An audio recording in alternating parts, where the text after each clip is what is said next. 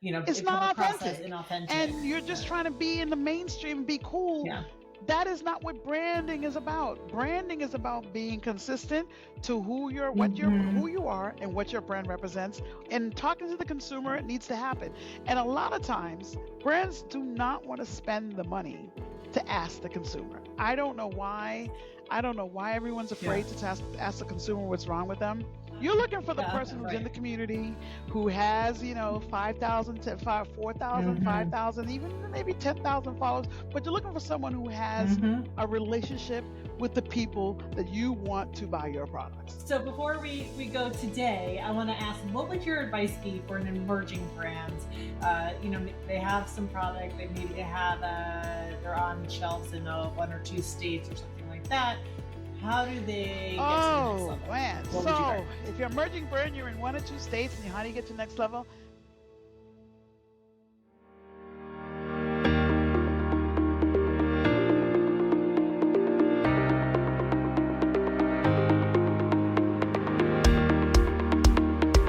Hello, welcome back to Recipe to Revenue. I am so excited to be here today with Blandine Jean-Paul of Be Dynamic Marketing. Blandine, you had so much interesting experience. I was so excited to speak with you today and learn more about all the different brands that you've worked with. You are an expert in creating customer personas and in really establishing brands. Uh, why don't you start off by telling us a little bit about your background and some of the really cool things that you've done through the years? Oh wow, no, absolutely. My story is kind of it's a lot. It's a windy road. I started out wanting to be a sports reporter. So I was a journalism major, and that led me into a career in sports of 15 years, 5 years with the New York Knicks, and then 10 years with ESPN, working on all different sports backgrounds. So I worked on basically managing all things facets of sports, Mhm. from the sponsorship of what happens on television to all the Yeah. on the ground event sponsorship that run around sports. So it was really Yeah, fascinating exciting 10 years. stuff. Yeah, great stuff. So I worked with a lot of great brands, and it opened up something for me that showed me that I love brands. I loved, sitting down with the brand teams of, or the Moet Hennessy team, or sitting down with the Hmm. team at Ford or Honda, and just talking to them about what they want, how they want to express their brand in sports. And I Yeah. decided to get my MBA and go work for brands. So a job Hmm. came up working for Diageo, and they Hmm. wanted to revitalize Red Stripe. And at first, I thought the job was in White Plains, and then when they told Yeah. me the job was in Jamaica, I said, "Well, you know what? I said I love brands, so I packed up my family. I moved Let's to do Kingston, it. Jamaica. Yeah, Wow, so amazing. yes, I moved to Kingston, Jamaica, to work on Red Stripe and the Diageo portfolio down there, which included Smirnoff and Guinness, and Hmm. we also worked on Heineken brand. So it was a partnership with Diageo and Heineken. So I got to work on Yeah. Heineken and some other great brands, and it was a great 3 years. 1 year Hmm. in, I turned around Red Stripe. That was my job. Red Yeah. Stripe was now double-digit growth. It was growing, and Yeah. Diageo decided this is a great time to cash out. They were able to sell the brewery and Red Stripe and everything, kit and caboodle, including the staff, Oh. to Heineken. And I had a Hmm. choice: either stay with Diageo and they would find a Hmm. job for me, or Yeah. stick with Heineken. And I was enjoying my time at Red Stripe, so I decided to stay in Heineken, and I stayed in Jamaica for the next 2 years. And Wow.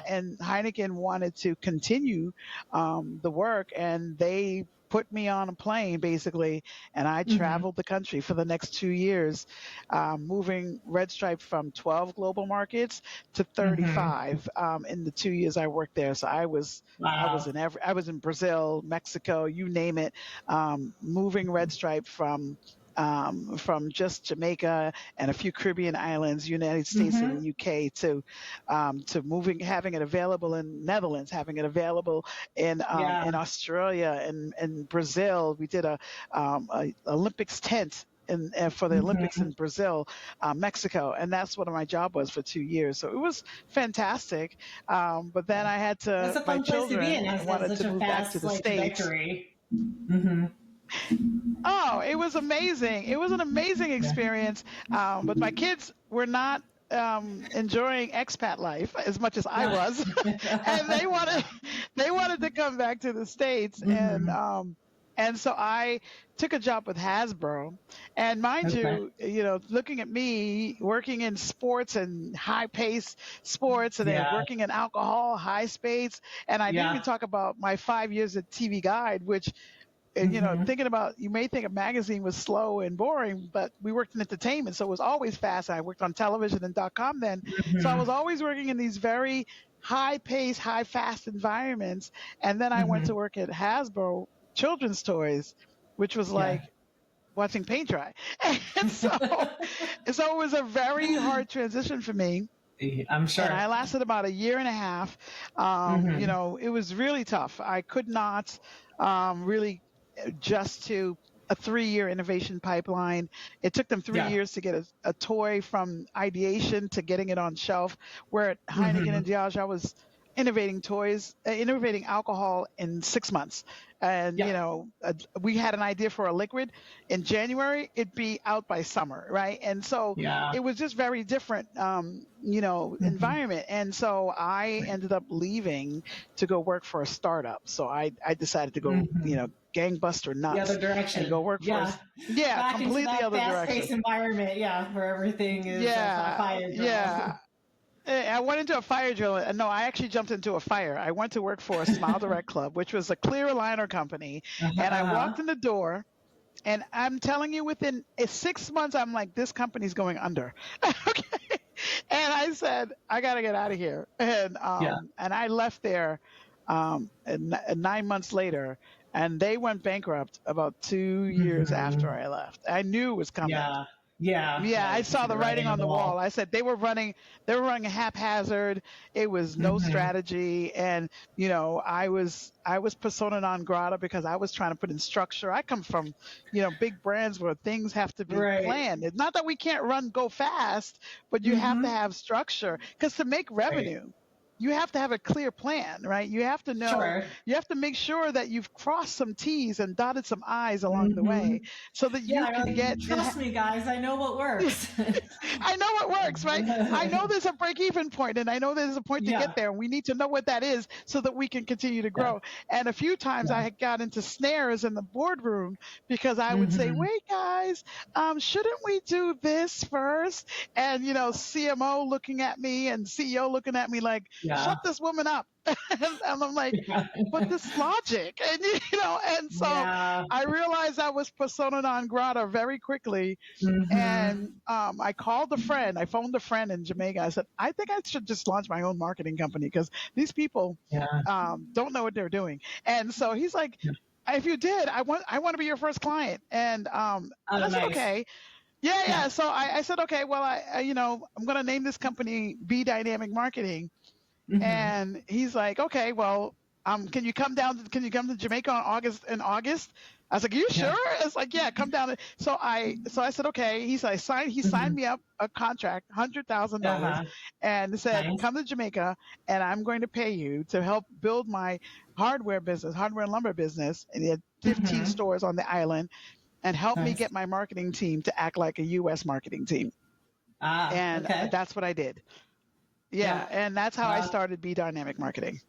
Wow. Oh, well, wow. Yeah. That's a very fast-paced evolution of all this, but I mean, Yeah. so cool to see so many different sides of it. And I can, as you're talking about Smile Direct, I could kind of see their faces of, oh, look at this, corporate person doesn't Purple. understand the startup culture, and Yeah. like, but listen, I've seen brands go from idea to shelf. Like, let me help you do this. Let me put structure. Like, they didn't have an Yeah. innovation pipeline, so I put one together for them, right? And I Hmm. and I took a combination of Hasbro slash Heineken, and I Yeah. said to them, I wasn't going to take a Hasbro pipeline that takes three Hmm. years. I took a, Right. a combination of a Heineken Hasbro, and I gave them a pipeline. It's stuff that goes in your mouth. It was like aligners and Yeah. teeth, right? So it can't be Yeah. 6 months, but it needed to Right. be somewhere between, like, 12, 9 to 12 months. So I gave them Hmm. a 9, 12 month pipeline. You can adjust it a little bit, but you needed at least 12 months because I believed you needed to test the stuff to make sure it made sense and it worked in people's mouths. Yeah. Yeah. And Right. And they wanted to launch, and I'm not kidding you, they wanted to launch these nighttime aligners. Uh-huh. Um, and so I started in December, and we were talking about these nighttime aligners in February, and they wanted to launch these nighttime aligners in June. And I said, and my eyes popped. I was like, Uh-huh. okay, we did one round of testing and it didn't go well. And I said, well, and it was a Yeah. small sample and it was an internal Mm-hmm. sample. And I said, well, can Oh, we, do a bigger sample and then let's do this wave and then let's do a wave in June. And then maybe we just okay. come back and consider launching in November, or, Yeah. like a few more months.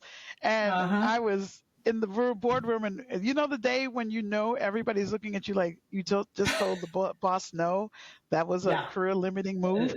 that I was the knew that day. my job was over, and I said I needed to get out of here. So, Mm-hmm. yeah, it Wow. was bad. Yeah. And I left there, and it was a tough decision because Mm-hmm. you don't know where you're going, and I just jumped in Yeah. and started going back to Jamaica now.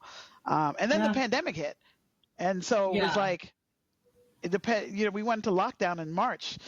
So even though So were I you was in doing this, Jamaica when the lockdown happened, or were you back in the US at I that had point? just come back from Jamaica from a 1 month stint working with my client, and I was supposed to Yeah. go back on March 21, and the country Oh. shut down on March Uh, 19th. uh-huh. And I was like, well, wait, how am I going to go do my job? And then, Right. and then at the time, I wasn't sure I wanted to still consult because, health insurance Mm-hmm. was a challenge, all this other stuff was going on. Sure. So I was like, oh, Yeah. am I going to do this? And then they needed to relaunch their website because the stores were closing. They Yeah. closed, we closed, and they didn't have a website that was up to par, like a Home Mm-hmm. Depot website. And Sure. everybody was stuck in the house. And, Yeah. and so I had to relaunch their e-commerce website, which was a Yeah. great experience for me. And I had it, Mm-hmm. working at Smile Direct Club was perfect. I know how to do direct to consumer. Then I Mm-hmm. had to launch delivery for them. Then I had to Mm-hmm. launch curbside pickup. And in the Yes. Caribbean, they use WhatsApp like Mm-hmm. texting. So we did Right. we did WhatsApp ordering. So I launched WhatsApp ordering with them that had Yeah. curbside and delivery in the WhatsApp.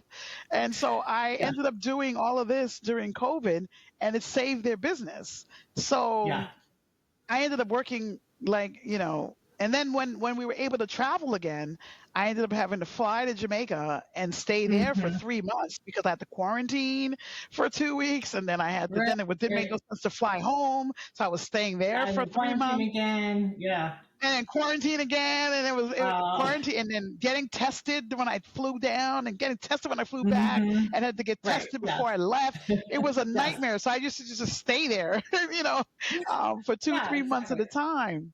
Yeah, it So was what was that crazy. like, So that first time that you went back to Jamaica after you know the pandemic, that you saw what you created in person, that the curbside it pickup and all it that? was incredible because I saw that they had put up curbside pickup lines, pickup parking spaces, and they Yeah. had done pickup stations inside the store, and it was Mm-hmm. amazing because I was seeing like. What I was doing was basically copying Home Depot here and doing Yeah. it down there. And Right. it was nice to see that a Caribbean country could quickly Mm-hmm. adapt and Yeah. have the same sensibilities as a Home Depot here, and I mean, it was phenomenal for them. They had an amazing through a 2.5 year run. Their sales are Yeah. through the roof. I mean, it was, and they ended up taking over the competition on the island because they were the Mm-hmm. first to They market move with faster. everything. Yeah. Yeah, they were fast because I got the website up. I got the e-commerce website up in like 2.5 months. It was grueling. I Yeah. didn't sleep. It Yeah. was Yeah. getting all the product codes up and I mean, it was insane.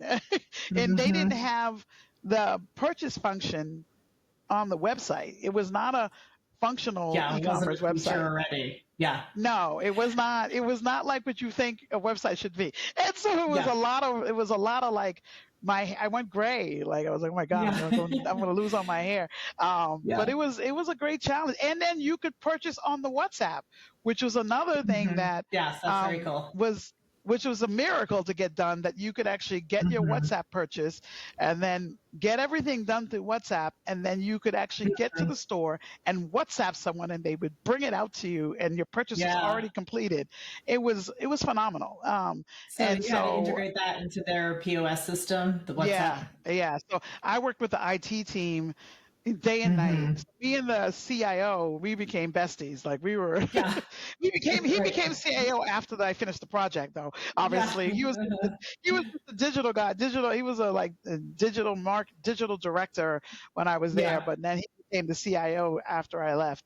But I Yeah. ended up giving Sounds up like you the deserved it. yeah, yeah, exactly. But but what's interesting, and I think it was a mistake though for me.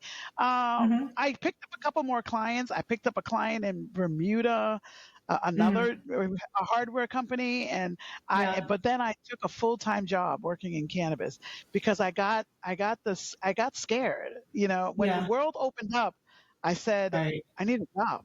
I Right. think it's time to get a job, right? And Mm-hmm. I went and I still have my consulting company, but I Mm-hmm. went and got a job and then I hired somebody to run my consulting company for me while I worked Yeah. full time. And Mm-hmm. I got the full time job, got the benefits, got comfortable with the 401k deposits and all that good Sure. stuff. Yeah. And it was working in cannabis, which was I did not recognize the chaos in cannabis. That was like Smile Direct Club on steroids, but a different type of Yeah. crazy. Right. It was almost in cannabis. Every day is near bankruptcy. That's one thing I learned. But you don't go bankrupt. You're always Mm-hmm. on the edge of bankrupt. And so Yeah. it's Talk another about getting gray hair. yeah, yeah. So then I worked for this small operator, had Mm-hmm. some, three stores, and they thought they were big. They give me this big salary, and then realized they can't pay me a year later, and can't pay the Mm-hmm. big team they had made me hire. And I was like, Yeah. okay, this is a lesson learned. Yeah. And then I lost a lot of my clients because my clients did not want my hire; The they consultant. wanted Yeah. me. Yes. Yeah, and so then my business ended up, going Mm-hmm. kaput a bit. Right. And so now I'm like, okay, so I lost my consulting business and now I lost my job. So now what do I do? Yeah. And it was a tough lesson to learn. Yeah. And it was and then I ended up again in cannabis. But now I'm like, you know what? No more Mhm. am I going to let my consulting business go down the drain. I got to focus. So now I'm back to picking up clients again and trying to work really hard to build back up my business because I Yeah. had something really strong there. And Mhm. so what I've done now is I've gone much smaller clients with Mhm. smaller projects and then Yeah. trying to build mid. So I'm doing RFPs Mhm. now Yeah. and for the city and trying to really build small to build back up. But I'm trying to build Right. here versus internationally because I don't know if I can do that international as much as I used to. That's a harder thing Yeah. because then you That's don't a really lot of build time it. away from home. Mhm. It is a lot of time where you don't really build a foundation where you live, and that's harder. Right. And Mhm. Boston to me is a prime city with lots of Yep. opportunity, lots of Sure. growth. It's a shifting city, Mhm. meaning it's trying to diversify itself. It's always been Mhm. a how do you say Boston? How do you say this in a nice way? Boston has been a city that has been um, monolithic where it's been one group of Mhm. people who owned everything and did Yeah. everything and it's starting Sure. to become more diversified so they're trying Mhm. to open up the, everything is now open bidding lots of Yeah. That's good. opportunity in terms of entrepreneurship which has Yeah. not been the case in the past. Everything was like a Mhm. friend passed down to a friend. It was a Sure. very relationship built city where only your Mhm. friends got in and Yeah. it's now Yeah. To know somebody who opening up. knows somebody. Yeah, you Yeah. have to know somebody. Now they're opening things up. And so I think there's Yeah. a lot of opportunity. So I just got an RFP yesterday that Mhm. I was like, oh, from the city. I'm like, oh, well, this is interesting. And it's a cultural project. Yeah. I'm like, let me go and pitch on that. So, Nice. Yeah. I'm gonna be looking at those opportunities now and shifting my focus to staying more local and going, Yeah. looking at those kind of contracts versus the international, which is beautiful. All right. So I wanted to ask you about how you work with your clients. So tell me kind of the brand process you go with them, because I'm very curious to hear how you Oh do this. yeah. So I mean, it really depends on what they need. I'm a brand purist, so I always tell Mhm. people that you actually, if you don't mess with your brand, you don't have a problem, right? You just need to make sure that Mhm. you understand what the consumer thinks about you first before you're telling you what you think your brand is, right? Because where I've always found where brands go wrong is we always have an internal perception of ourselves without asking, what the consumer actually really thinks of us. Right. And Right. we always get into me because we get into these, new VP of marketing comes in, and all of a sudden they want to change all the packaging, and they want to change all this, and they want to Yeah. change all that. And just like I always bring up the Tropicana story. The Tropicana story is the Hmm. new CMO comes into Tropicana, and he decides he wants to Yeah. change the carton. And instead of having the Hmm. orange on the carton that everybody's used to with the straw coming out, what everybody's seen for Yeah. 30 years, he decided he wanted to put a tall glass of orange juice with a straw, and people rejected it, Yeah. and they lost like Yeah. 70% of their sales, and they had to throw away all the packaging and go back to the orange because that's what people cared Yeah. about. Now, if he had changed the Yeah. tea a little bit, he had changed a couple little things, probably no one would have noticed, but he changed the core Hmm. brand identity. So Yeah. what I've done, I always try to make sure that we figure out what are the key brand assets that people recognize about you first, and what do they think about those Hmm. key brand assets. So if you really want to Yeah. do a brand exploration, let's ask the consumer, Hmm. what do they think Yeah. about you first? Let's get to the basics of that. Because if you think you have a Yeah. problem, then let's really find out if you really have a problem, or is it that you have a perception of a problem. And that's where you start. Hmm. And talking to the consumer, it needs to happen. And a lot of times brands do not want to spend the money to ask the consumer. I don't know why everyone's Yeah. afraid to ask the consumer what's wrong with them. But I ask for, you Hmm. can do down and dirty research on a consumer. 15, 20, thirty Yeah. thousand dollars, you can get it done. You just need to take the time Hmm. to figure out who your audience is, who's your Hmm. consumer target, understand who it is, and most likely you already have it in your database. So just mine who you know, and then understand Hmm. what they think of you. That's my first Yeah. step. And do you like to do it as like focus groups, online surveys? How do you like to do it? I think it depends. I'd like to do a combination. So sometimes I like to do a qualifying survey to figure out who's actually out there Hmm. and get some opinions there, Yeah. and then invite them potentially to some kind of. Now I've done a lot of virtual focus groups, which have been really interesting, and then I'll get a Hmm. facilitator to kind of Yeah. manage it, and then bring them on Yeah. the focus group online, and then just ask and just Hmm. understand what they're thinking. And you got to be Yeah. careful of some outliers, and some people kind of drag the conversation here and there. But you get a good facilitator. I'm not a great facilitator because I, Yeah. I I can't sit still. I'm Hmm. I'm sitting there like getting Yeah. excited about the content. So I'm not a good facilitator. I know me. Yeah. But I know great Yeah. facilitators. So I make sure I bring those along. And yeah. Okay. So again, so Okay. now the brands should be smarter, which they're not. Beer companies have gotten smarter. They've been getting Hmm. smarter for a long time, and I mean, I remember building databases at Heineken a long time ago to understand, because Heineken knew it needed to understand, because Yeah. especially in a lot of the international markets, I don't know if in the U.S. market because you have the distribution, but in the international markets you don't have the Hmm. distribution in between. Many of the international markets, you go direct to the retailer.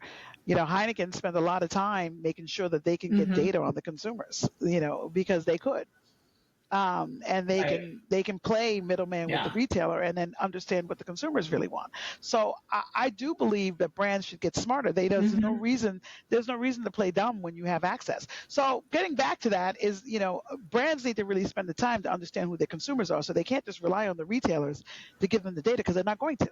Um, and so if you really want to explore Sure. where your brand is Right. going, you need to understand what the consumers think. So once you get all of that and you understand where your position is, then you need to figure out the Hmm. territory that you need to play in so you can position yourself correctly.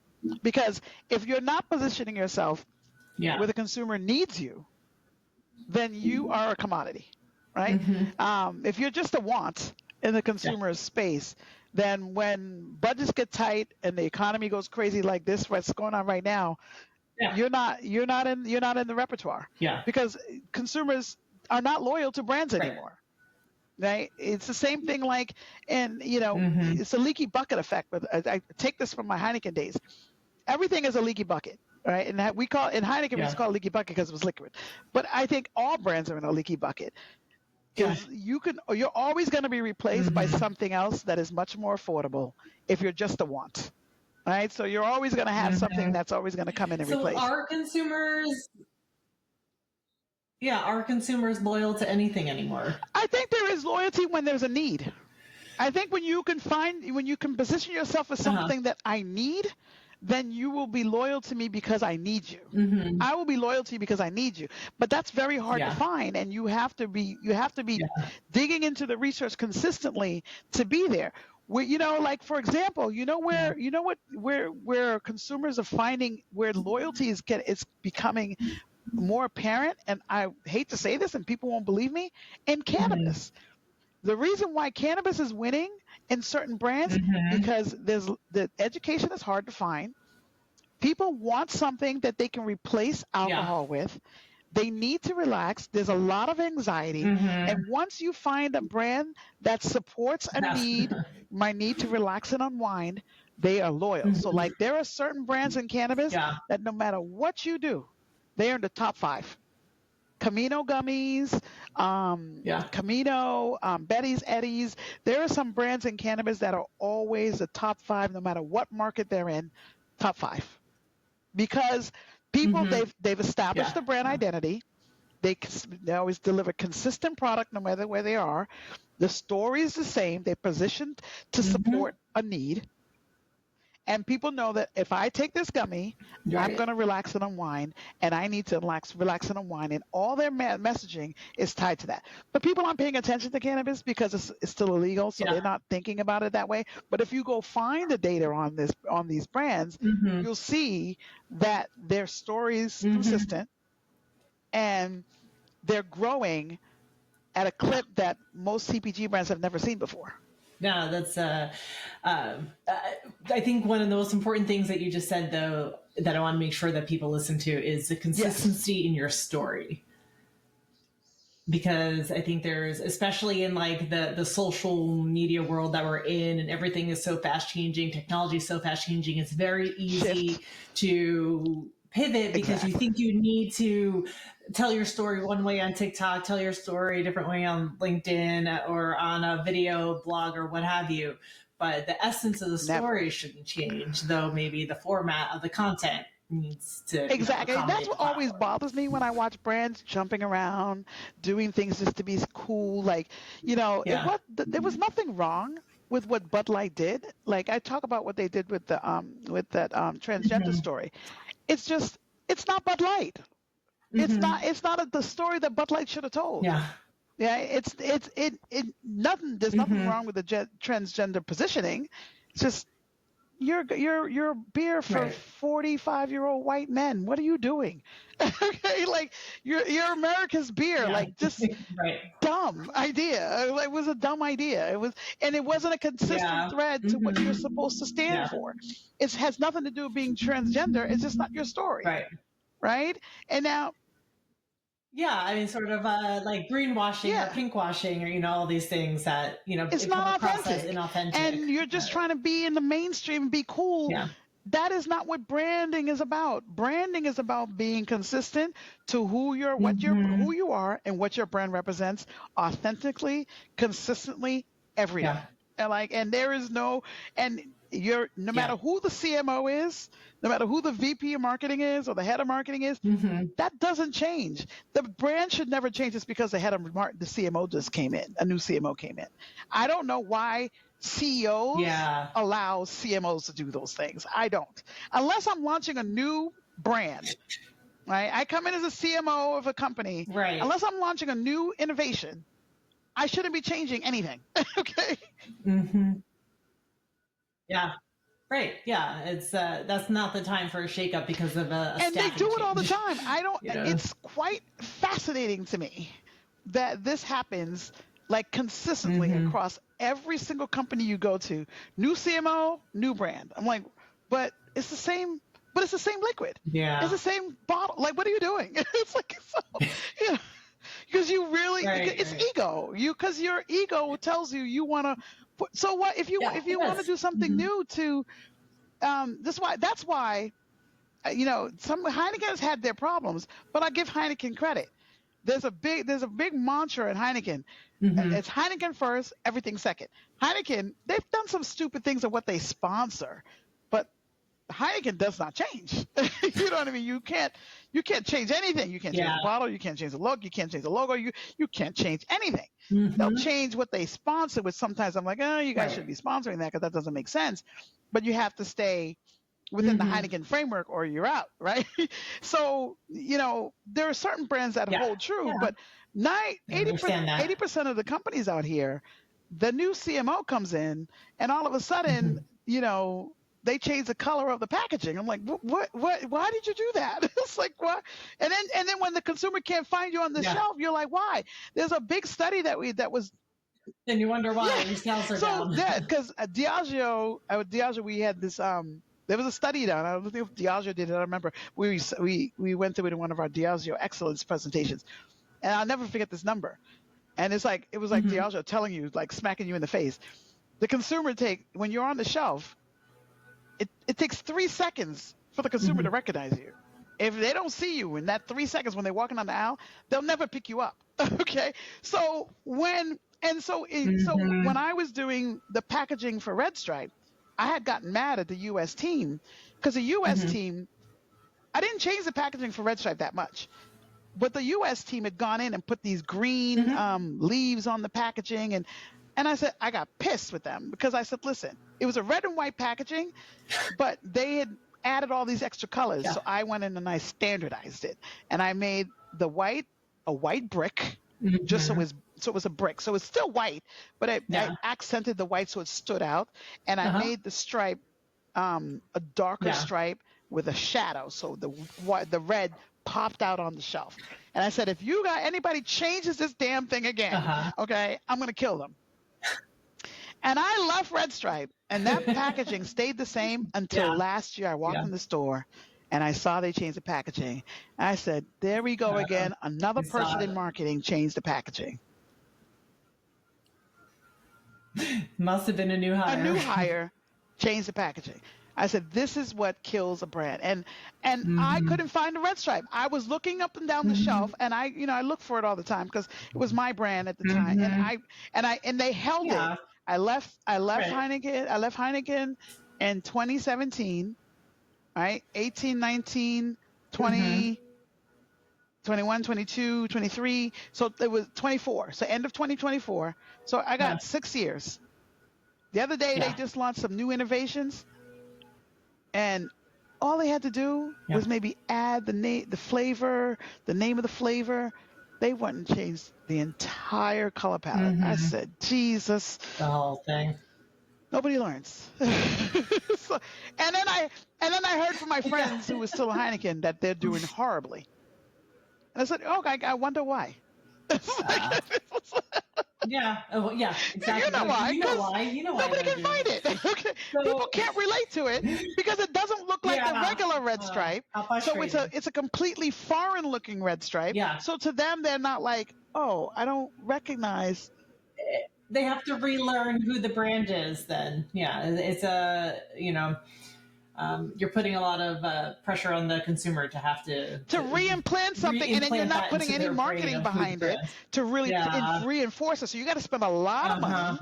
And what people don't realize, to launch an innovation, a new Yeah. innovation, you got to put 25, 30% of of reinvestment into an innovation, which a lot of people don't want to do Hmm. that. And I tell people all the time, when you launch a new innovation, you Yeah. have to be in the mindset that you have to reinvest 30% of the revenue that you would be spending on that Hmm. investment. You have to, as a loss leader, to Right. develop enough traction to get that innovation off the ground. Yeah. To And make it nobody wants to do successful. that because everybody's watching the bottom line, like, oh my God. But if you do a break even analysis and you understand Hmm. how long you have to do it, then you can spend the time and understand, okay, well, I have to do this for 4 years in order for it to be able to be profitable. Do I have the stomach for 4 years? And most Right. times nobody does that math to Yeah. understand how long that takes. So I have stories for days, Leah. I could be on Yeah. here till tomorrow because We're gonna have you back because yes, there's so many more things that I want to ask you. So before we go today, I want to ask, what would your advice be for an emerging brand? They have some product, maybe they have they're on shelves in one or two states or something like that.